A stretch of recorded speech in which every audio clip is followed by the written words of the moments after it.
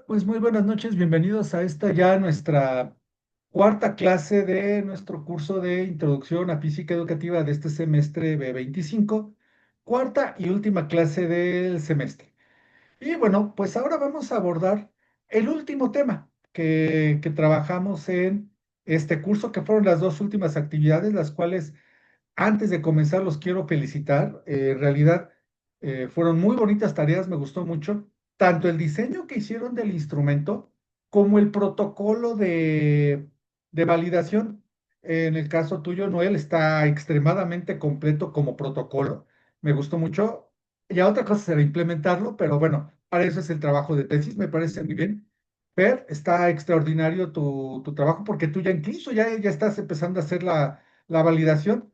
Como te puse ahí en la respuesta, no te angusties de que no te han contestado todos, pues sí, no esperaba yo que en una semana hicieran todo un protocolo o una validación, que es incluso uno de los temas que vamos a ver ahorita, los tiempos.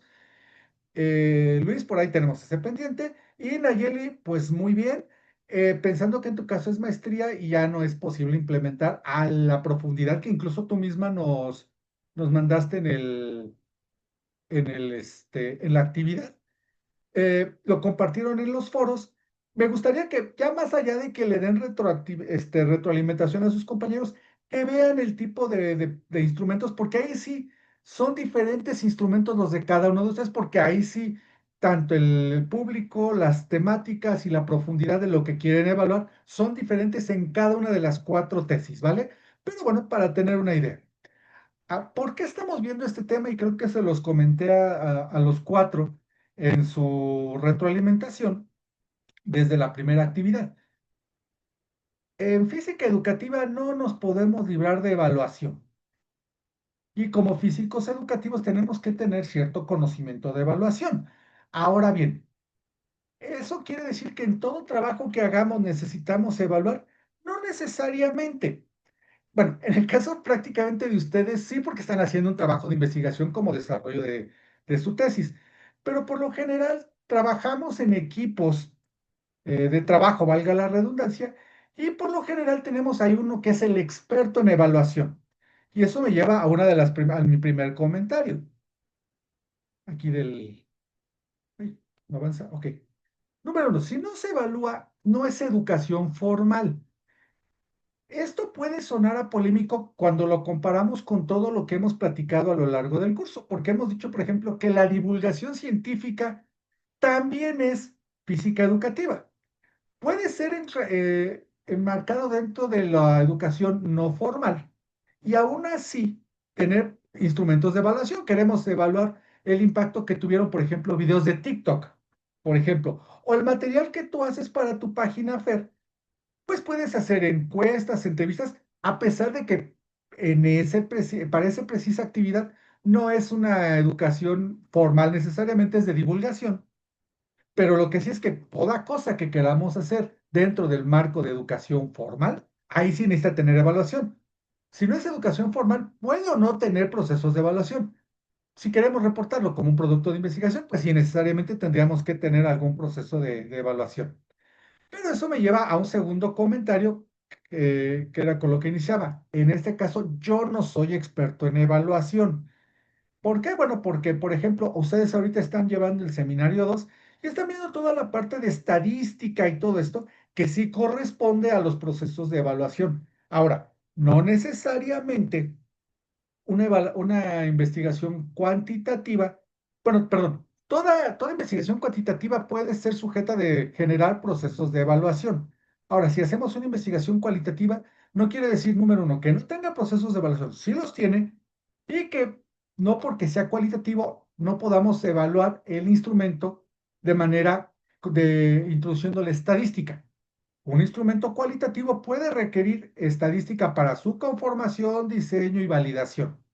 ¿Vale? Pero insisto, no soy experto, pero en el área ya empezamos a tener gente que sí es experto totalmente en procesos de evaluación y créanme, son unos aportes muy importantes para nuestra investigación educativa y en particular para la física educativa. Ahora bien, el tener un instrumento formal o para que pueda considerarse formal, se requiere pasar por un proceso de validación. Ahora, a veces tenemos errores conceptuales o ideas alternativas, ideas previas de lo que es un proceso de validación dentro de los trabajos que nosotros hacemos. Y lo comento por la propia experiencia que tenemos en el programa y a ver si les suena un caso como este común a lo que ustedes están desarrollando. En muy pocas ocasiones, estudiantes nuestros que, como ustedes, son profesores a la vez, dicen, pues es que yo sí validé mi examen, mi test, mi examen departamental, porque lo pasé por los colegas de la academia y a todos les gustó y dijeron que sí. Por lo tanto, ya es válido. Eso es muy común. Y cuando lo pasamos por el tamiz de de los procesos de validación y de construcción de instrumentos, pues eso es un chiste, si quieren verlo, ¿no? Entonces, repito, hay expertos o más, mucho más expertos que yo en el programa. Está las doctoras Fabiolas, ambas, la doctora Fabiola Ocampo, con quien están ustedes llevando ahorita el seminario 2, o la doctora Fabiola Escobar, que se ha vuelto pues muy experta en este tema y ¿cómo decirlo? Muy detallada en este tipo de procesos. Yo no lo soy, pero pues uno se aprovecha de ello. Lo que sí es que cuando nosotros trabajamos instrumentos para nuestras investigaciones, lo ideal es contar con instrumentos validados. Ahora bien, por ejemplo, de los trabajos que están haciendo ustedes, Noel, pues tú te has ido, me parece bien, sobre el FCI, por ejemplo, al menos para tener ese parámetro, porque ya trabaja algunos de los temas, no todos, o más bien se excede a los temas que tú en particular quieres evaluar. Fer, tú por la naturaleza del trabajo que estás haciendo, pues prácticamente tú estás teniendo que crear tus instrumentos. Ojalá la SEP nos diera ya instrumentos validados, pero no nos los da. Luis, yo creo que tú vas a tener que retomar, ya lo has mostrado en algunos de de los trabajos durante el semestre, hacer una selección correcta de tu instrumento de evaluación. Y bueno, Nayeli, pues tú ya terminaste la tesis, tú utilizaste instrumentos ya validados, los adaptaste y todo muy bien. Pero si se fijan, es todo un show, porque cuando revisamos los papers donde se realiza la validación del instrumento o donde se publica el instrumento que nosotros queremos utilizar, sí nos da todo un proceso de validación y de diseño bastante profundo. Por eso se requieren expertos.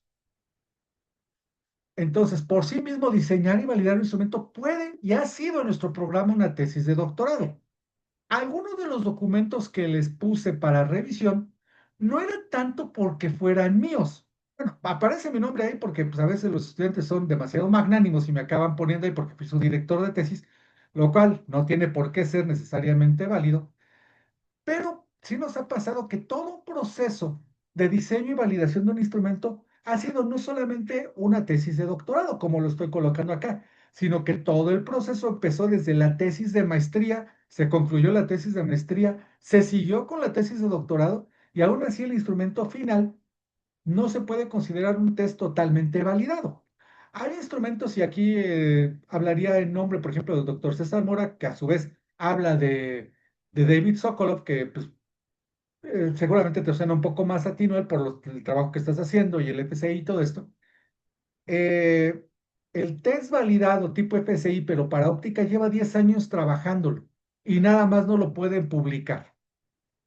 Por eso, ya vi cómo te sorprendes, Fernanda, pues si tú querías validar un instrumento en una semana iba a ser imposible, ¿no? Entonces, imagínense el tipo de trabajo que hay que hacer.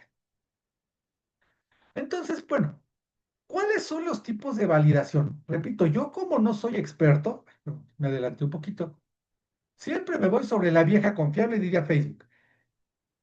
Pero esta vieja confiable, con los años ya me he dado cuenta que ni es tan confiable y no quiere decir que sea poco trabajo, que es la famosa validación por expertos. Que eso se ha vuelto en nuestra disciplina y en nuestro programa a veces una manera facilona de decir ya validé, porque llegamos a lo que yo comentaba que quiero evitar o que se procura evitar. Pues ¿quiénes son expertos? Pues los cuatro otros profesores que dan el mismo curso aquí en mi secundaria o en mi preparatoria. Pues son expertos, pues llevan 20 años dando el tema. Sí, pero pues ¿qué saben del tema, no? Pues muy poco. ¿Cuántos instrumentos han hecho ellos? No, pues ninguno. pues cuál es su experiencia, pues que llevan 20 años dando la materia y en no pocas ocasiones, y creo que ustedes lo saben, y que es aplicable a nosotros mismos o a los profesores del posgrado desde su óptica, pues puedes llevar 20 años dando mala materia, entonces eso no te hace experto. Pero algo que ahora, que a mí me ha gustado ya, cuando se hace muy formalmente la validación por expertos, sí es bien interesante cuando se hace bien hecha, porque eso parte hasta de ir buscando a los expertos. Por ejemplo, cada uno de ustedes dentro del nicho que están cubriendo se han ido volviendo expertos o conociendo expertos. Ahorita me brinca mucho más el caso tuyo, Fer, porque pues es el que ha estado trabajando más tiempo, pero por ejemplo, esto que vayamos conformando a las chicas que han ido haciendo el posgrado, que son de preescolar y todo esto, y que tienen ahora sí ese cruce con enseñanza de la física, con la experiencia como profesoras y con el posgrado en el programa, pues necesariamente sí las vuelve ya un poco más expertas. Y entonces ya ves que hemos ido utilizando hasta estos grupos de WhatsApp y mandamos el Google Forms para que tengan la opinión. Pueden ser no las únicas, pero sí se va complementando. En el caso tuyo, Noel, hay ya incluso algunos instrumentos que, particularmente cuando trabajamos tesis de tecnología, yo he sido muy insistente, no recuerdo si incluso lo llegué a mencionar en tu tesis de maestría, usar no procesos, no instrumentos validados per se, pero sí procesos de validación ya establecidos para tecnología. El que yo he oído más, porque no soy ni experto en tecnología ni experto en validación, ahí sí me voy a ser muy insistente, pero por ejemplo el protocolo de la IEEE, que incluso dentro de parte del protocolo de la IEEE, sí menciona preguntarle a ciertos expertos en alguna parte del proceso de validación. Lo mismo sería para hacer procesos con 3D o lo que ya hiciste también tú, Nayeli, al menos preguntando lo que había con los compañeros. Pero eso es lo que le llamo yo la vieja confiable, pero que no hay que ser tan confiados en ella. Ahora, si avancemos, vamos a ver que la opinión por expertos no es tan fácil. Aquí no le quiero dar clic porque creo que ese link lo dejé en otra, en otra máquina. Déjenme ver si funciona, pues ya veríamos. Ah, miren, es que esta es una de sus compañeras que ya está pasando a sexto semestre, la maestra Verónica. Les voy a platicar el caso. Bueno, déjenme, le doy clic a ver si sí me remite, pues ya estaría bien. Si no, pues lo voy a platicar. La maestra Verónica está trabajando sobre resolución de problemas, utilizando una cuestión llamada primitivos epistemológicos. Pues miren, sí me remitió a este, el diseño de validación por expertos. Y ella decía, bueno, a ver, lo que yo quiero hacer es proponer dos problemas que sean diagnóstico y dos problemas que sean post. No para trabajar tipo pre y post test, no, sino problemas como para evaluar cómo resuelves problemas antes, propongo mi estrategia y cómo resuelves problemas después. Y ella había partido de este comentario que yo les había hecho sobre si la validación por expertos es de nuestro propio. Ella trabaja en el Instituto Tecnológico de Chihuahua. Juega pues con los profesores de la academia. Pues no, fíjense que otro de sus compañeros que ya se graduó utiliza y nos proporcionó este instrumento para validación por expertos. Guía para validar instrumentos de investigación. Fíjense que este es un instrumento chileno. Ya está publicado por esta universidad. Habla de un perfil del egresado que tiene que complementar. Por ejemplo, fíjense todo lo que tiene que tener un instrumento para validar por expertos. Tienen que aclarar, tienen que tener un título del instrumento, resumen, hipótesis, metodología. Adelante, Fer. Doctor, no sé si solamente me pasa a mí, pero no puedo ver Tienes en razón. pantalla, Sigo compartiendo la ¿verdad? presentación, ¿verdad? Sí. Sí, es cuestión del Zoom. Como le puse otra vez, compartir ventanas, pero no bueno, aquí sí se los voy a poner. Creo que así lo van a poder. Creo que ahora sí lo están viendo ya el instrumento, ¿vale? Sí, Sí, ya. perdón, fue error mío, entonces me regreso. Este es un instrumento que es un paper, un instrumento, un formato, perdón, que se utiliza en una universidad chilena, la Universidad Adventista que está en Santiago de Chile y en Concepción. Eh, Habla, por ejemplo, primero de un perfil del egresado. Vean el contenido que pide para hacer una validación por experto.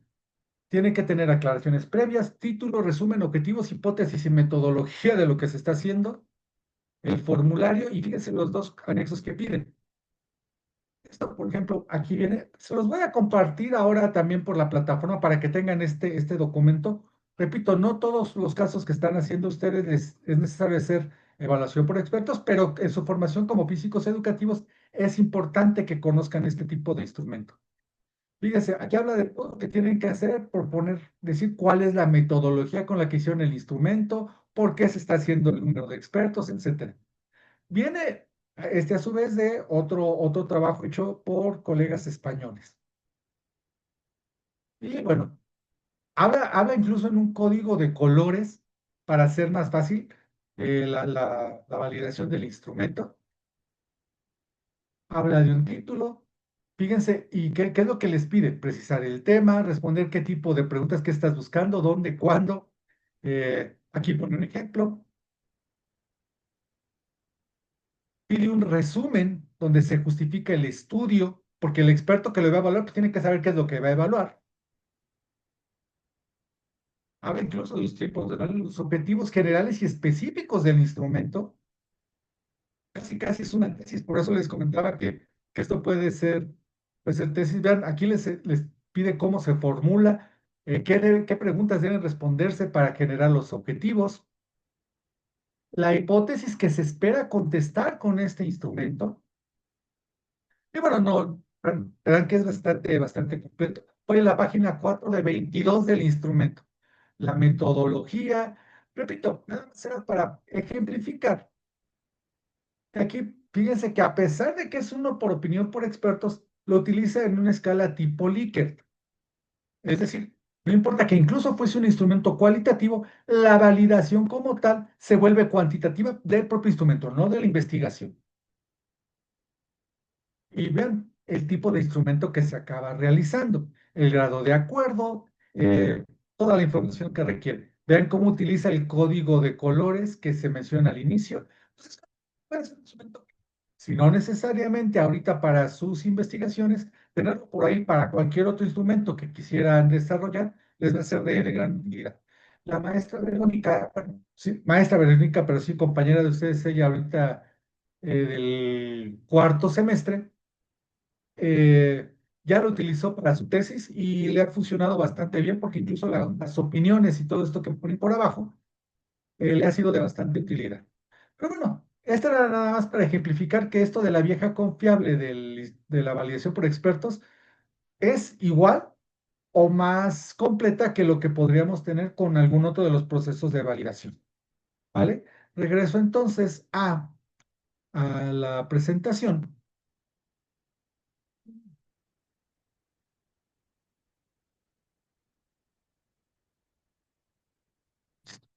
Andamos entonces por acá, andamos en lo de la vieja confiable, ¿cierto? Ok, ok. Entonces no es tan fácil. Ahora, por ejemplo, aquí pongo la pregunta de alguno de sus compañeros del año pasado. ¿Pierde validez un instrumento? Aquí, aquí, por ejemplo, remitiría al trabajo tuyo, Noel. Por ejemplo, si estás utilizando el FCI y utilizas únicamente el FCI, si no mal recuerdo, y creo que en ese momento tú lo tienes más fresco que yo, creo que son 36 ítems. 36 de 36 a 38 ítems, no recuerdo el número. Pero tú, por ejemplo, vas a evaluar diagramas de cuerpo libre. Los 36 ítems para tu investigación no te sirven. Se pierde validez si tomamos únicamente algunos de los ítems. ¿Qué opinarían ustedes? Pues yo ya puedo hablar de la experiencia de la maestría, Ah, que claro, lo que hice fue igual, mi tema era la cantidad de movimiento y pues cualquiera de los tests que existen de mecánica sí lo abordan, pero abordan muchos otros más temas, entonces pues a mí se me hizo fácil, de un inicio no informé de este tema y pues agarré tres, cuatro tests estandarizados y agarré las preguntas relacionadas con mi tema en específico y armé un test de tests validados, pero ya después hablando con otros doctores me informaron que aunque esos tests en sí mismos están validados, al momento de yo extraer ciertas partes, tendría que volver a hacer el proceso de validación para ver si el test que yo integré es realmente válido. Entonces, de a partir de en ese momento ya no me recomendaron no presentarlo como un test validado, sino como un test compilado por mi parte para mis propósitos de investigación. exacto. Eso pasa cuando tomamos, eh, a lo mejor exagero en el término, es el que se me ocurre ahorita, un Frankenstein de estar armando test, o tomamos únicamente partes de un test, o incluso cuando, si el test de origen está en otro idioma, inglés que es generalmente, y lo traducimos y lo aplicamos, también pierde validez. No, no necesariamente pierde toda la validez. Ahí, si no mal recuerdo, quien te hizo algunas observaciones fue la doctora Fabiola Ocampo en su momento.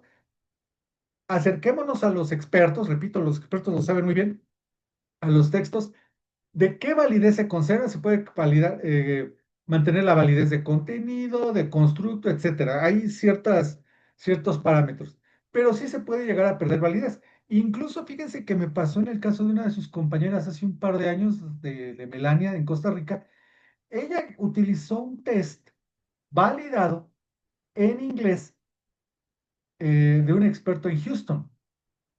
Muy bueno el test, pero dijo, bueno, yo lo voy a aplicar en Costa Rica, me gustaría aplicarlo en español a mis estudiantes. Fue, platicó directamente, tuvo la oportunidad y los recursos para ir a Houston, habló con el investigador y le dijo, sí, sí, sí, en efecto, no tengo yo problema en que usted lo traduzca y aplíquelo. Pero ¿qué creen que pasó? La revista donde él había publicado le dijo, ¿qué cree? Pues usted puede traducirlo y aplicarlo, pero no es válido. El proceso que se hizo para la validación, pues se hizo en inglés. Entonces, el usted traducirlo hace que ya ese test o ese instrumento que es pues, casi, casi traducido literalmente, ya pierde validez. Entonces hay que tener cuidado porque a pesar de que el propio autor le había dicho, si usted aplíquelo y yo casi, casi le doy mi bendición, eso no implica que conserve validez. Hay quienes, por ejemplo, se dedican, y es una labor interesante dentro del grupo de expertos en validación, a traducir los test y a seguir un proceso que es menos estricto, o más o menos estricto, repito, al no ser yo experto, de validación de test en otros idiomas. Hay un grupo que se ha dedicado mucho a hacer eso, que no ha sido Cicata, curiosamente, ha sido el grupo de TEC de Monterrey del doctor Genaro Zavala. Y eso les ha permitido a ellos volverse expertos en generación de test en español y en inglés. Entonces, ahí hay una línea de investigación muy importante en nuestra disciplina. Pero entonces sí, sí se puede haber pérdida de validez. No total, como dice Noel. A veces basta con reportar, bueno, esto se retomó de un test validado, se tradujo, se tomaron ciertos ítems exclusivamente. Hay ciertos trucos, por ejemplo, algo que he visto mucho que hacen con el FSI. Dicen, pues yo lo aplico todo y eso sí nada más analizo el grupo de respuestas de los temas que a mí me interesan. Es complicado porque te lleva a tener que aplicar todo un test para explicar un solo tema y como que es matar moscas a cañonazos, pero hay procesos. Repito, sería cuestión de que ya metiéndose más en la literatura de nuestra disciplina, pues lo buscáramos. Nuevamente, por ejemplo, aquí otra pregunta que hizo en algún momento otro de sus compañeros. ¿Qué pasa con la situación normativa? Ahora creo que es cada vez menor, pero me voy a remitir a una pregunta que me hacía, por ejemplo, Luis en la mañana. Nosotros trabajamos en universidades, particularmente las universidades grandotas y anticuadas, más que antiguas, anticuadas. Cuando nosotros quisiéramos aplicar, por ejemplo, el FSI, porque sabemos que es un instrumento validado, confiable, y de repente la Universidad de Guadalajara, la de Guanajuato, la de Nuevo León, el Politécnico, la UNAM nos dice, pues, ¿qué cree? Pues, sí, para fines de investigación, sí, pero aquí nosotros evaluamos con nuestro examen departamental. ¡Pum! Se acabó. Y entonces, pues, oiga, pero ese examen departamental, ¿quién lo hizo? Pues lo hizo el famoso iluminado que está allá en las oficinas centrales, que a veces es uno, pero bueno, este, ya, ya el trabajar ya no es un instrumento validado y entonces nos mete en muchos problemas. Ahora bien, yo personalmente, mi posición, y por lo que creo no haberme metido a tratar de entender un poco más de estos procesos, es que a mí no me gustan, por ejemplo, los test estandarizados. Creo que ya lo hemos comentado, incluso si no mal recuerdo, en la primera clase de este semestre, pero pongamos el caso de nuevamente el FSI. Y lo comento porque sí es el más connotado de la disciplina, aunque está, por ejemplo, el BIMA para electromagnetismo y ya, si alguien se meten a ver en el FISPORT, encontrarán un montón de test ya por ahí. O repito, los trabajos que ha hecho el TEC de Monterrey. Pero con que le cambiemos un poquito el contexto, nuestro test ya deja de ser aplicable. Y no sé si les conté esta anécdota, pero si no se las cuento. Una compañera en Colombia quiso aplicar el FCI, particularmente para ver temas de colisiones. Uno de los ítems del FCI es, suponga usted que tiene un puck en hockey sobre hielo, lo golpea y entonces empieza a hacer algunas preguntas sobre los choques elásticos e inelásticos. El problema es que los compañeros en Colombia creen que hayan visto hockey sobre hielo en algún momento en su vida, muy difícilmente. Otro instrumento validado que buscaba utilizar, que de hecho uno de sus compañeros que está ahorita en sexto semestre quiere utilizar, él está haciendo cuestiones de astronomía. Claro, es un test validado, el ADT, que se utiliza en astronomía, Astronomy Directly Test, creo que es lo que quiere decir esto. Y por ejemplo, una de las preguntas, suponga que tiene usted la estrella Polaris. Claro, ese instrumento lo hicieron en Estados Unidos, etcétera. Curiosamente, en el sur del planeta la estrella Polaris no se ve. Entonces, estos procesos de validación a mí me chocan un poquito por eso, porque les mueves un poquito el contexto y toda tu validación lo hace inaplicable. Aunque bueno, los procesos que se tienen que seguir, como yo les comentaba, pues son muy completos. Y por ejemplo, pues un test que ese sí está incluso aplicado a nivel internacional es cuando se aplican las famosas pruebas PISA. Son test estandarizados que siguen ciertos procesos de validación y son uniformes. Pero ahí, bueno, ahí sí ya es la elección del investigador si queremos verlo así. Pero es importante conocer ese tipo de cosas. Y vamos teniendo escenarios nuevos. Eso lo comentaba el doctor Miguel Olvera. Eh, Por ejemplo, uno de sus compañeros, Isai, que está mencionado ahí, que tomó este curso el año pasado, él quería enseñar en bachillerato la ley de Fick. Pues evidentemente no encontró un instrumento que ni siquiera en alguna parte tratase de evaluar la ley de Fick. Ahí sí no queda otra más que hacer. Nuevos escenarios, Fernanda, pues tú tienes que evaluar saberes y pensamiento científico y te puedo asegurar que si lo buscas a nivel mundial, bueno, sí ya hay un test de saberes y pensamiento científico que hicimos nosotros. Y ese ya lo publicamos. Pero bueno, hay que ir con escenarios nuevos. Y si queremos validar un instrumento, ahí vamos a ver qué es lo que tenemos que hacer. Y creo que es poco lo que puedo yo agregar, pero nada más veamos a nivel de anécdota nuevamente qué es lo que pasa. Veamos, primer paso, esto pueden buscar en diferentes literaturas, diferentes textos, y va a variar un poco, pero aquí hablo de generalidades. Primer paso, pues tenemos que hacer una entrevista cuestionario sobre el tema que queremos averiguar. Saberes y pensamiento científico en preescolar para conocer temas de transferencia de energía o transferencia de calor, por poner un ejemplo. Pues tenemos que entrevistar maestras, hacemos una serie de preguntas que las maestras las traten de contestar para ir sabiendo el nivel en el que tienen las maestras, el nivel al que se ve, etcétera. Tenemos que hacer una entrevista cuestionario, es como lo más recomendable.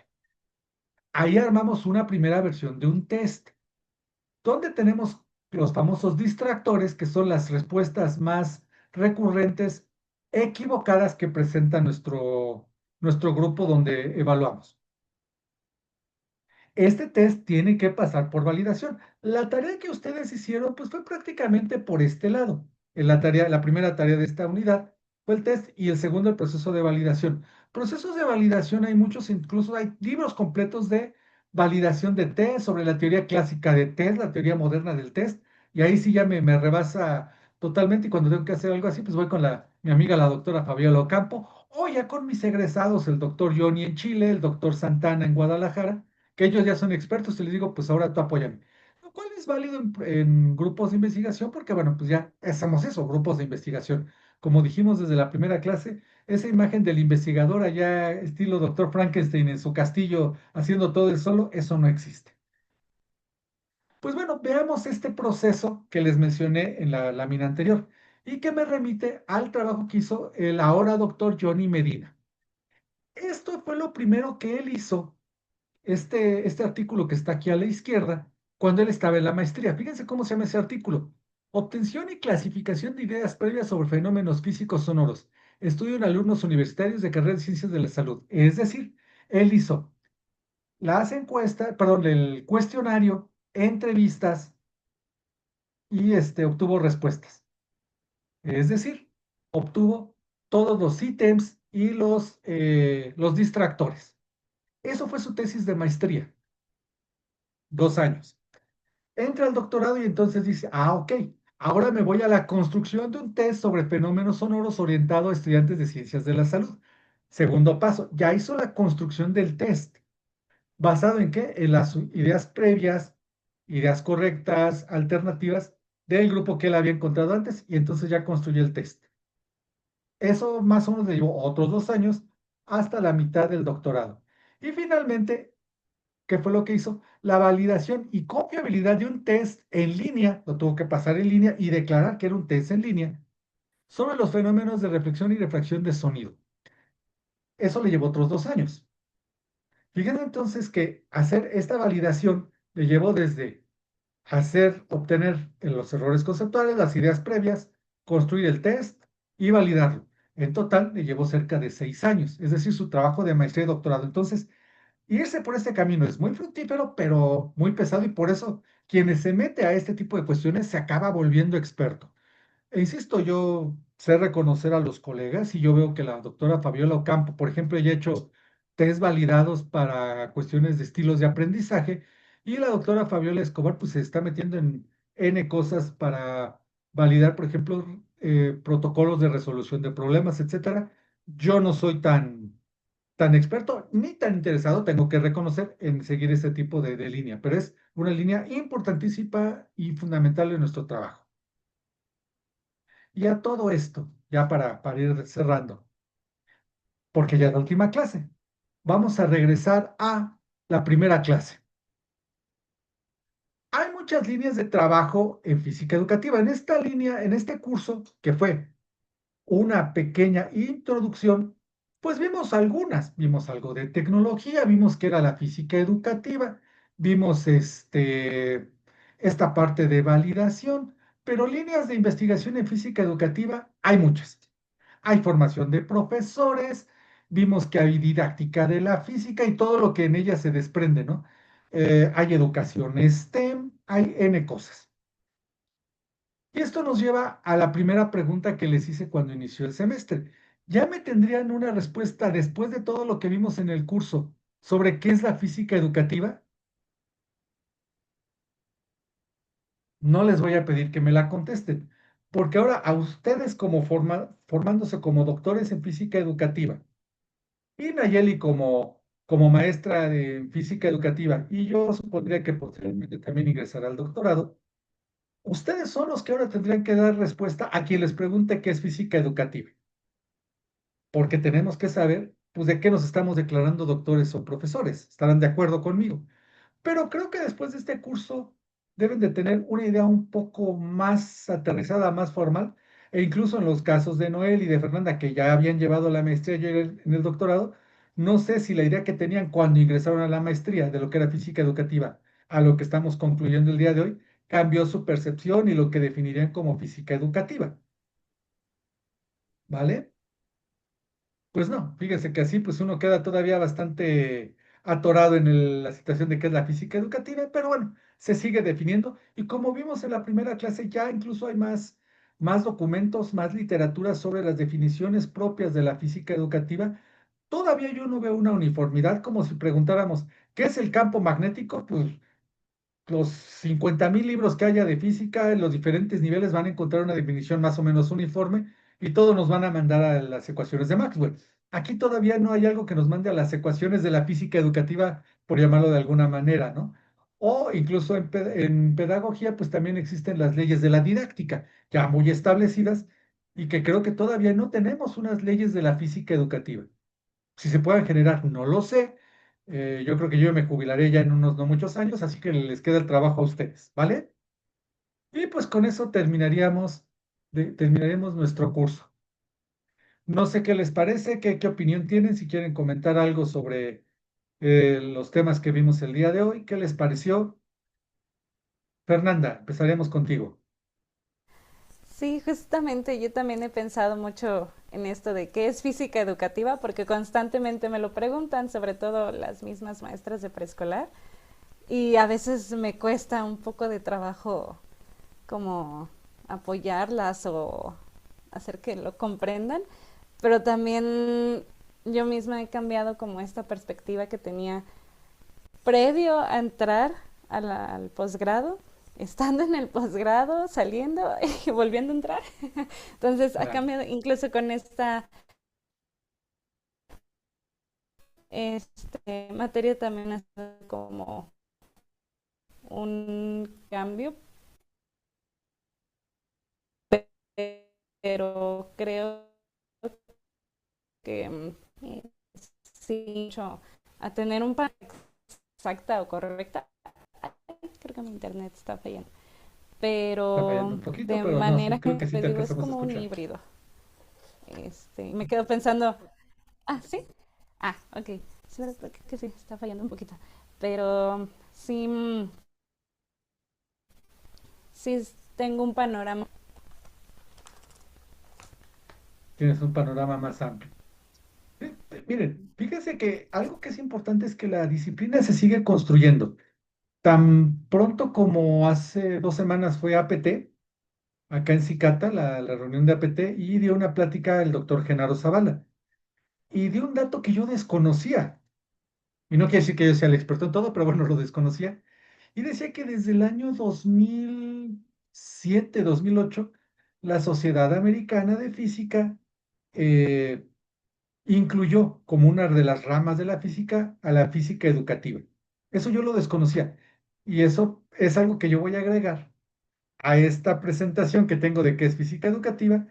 Si recuerdan, había el debate si somos ciencias sociales, si somos física, pues eso me refuerza más que somos física y me da herramientas para pelearme con algunos de los colegas que todavía dicen que es ciencias sociales.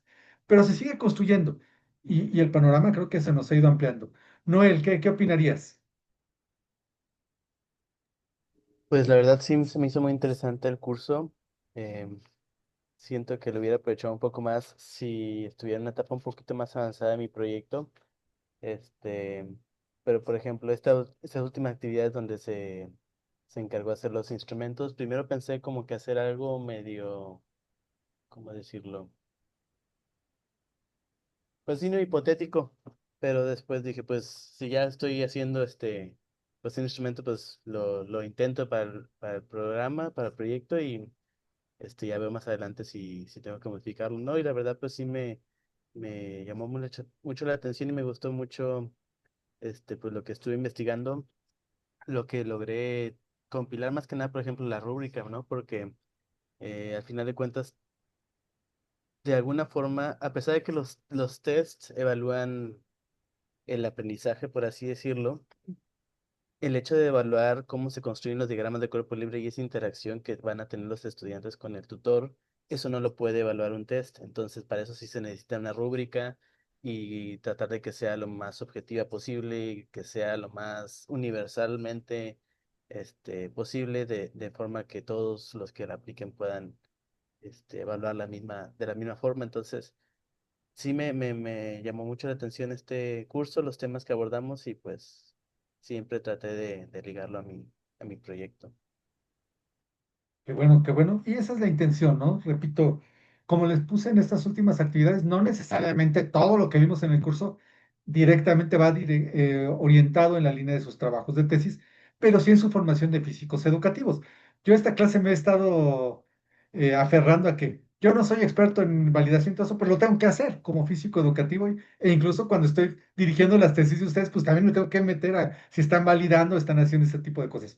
Qué bueno que les sirvió. Sobre todo los quise poner a ustedes dos por delante porque ustedes hicieron la maestría y hasta ahorita, y creo que es la primera, bueno, no creo, estoy seguro que fue la primera materia que llevaron de física educativa como tal, sin desmeritar que las otras materias son de gran utilidad y formación, ¿no? Pero como que sí hacía falta aterrizar esto, incluso algunos colegas me han dicho, trata de aventarte un segundo curso, que no sé qué, pues es muy fácil decirle, hazlo tú cuando no lo hacen los demás, ¿verdad? Pero bueno, ya veremos a futuro, y si no, ustedes son los que tendrán que hacer este tipo de cursos. Nayeli, tú que estás terminando la maestría, ¿qué te pareció los temas y todo esto?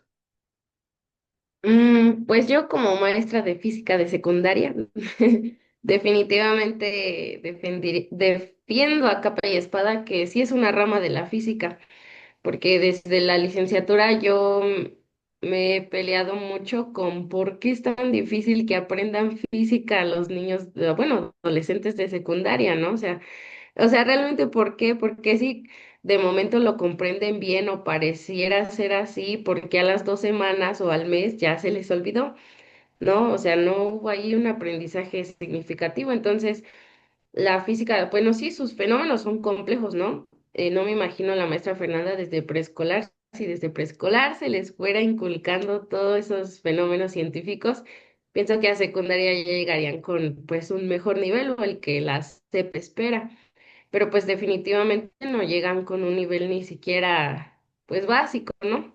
Para lo que se les requiere enseñar en secundaria.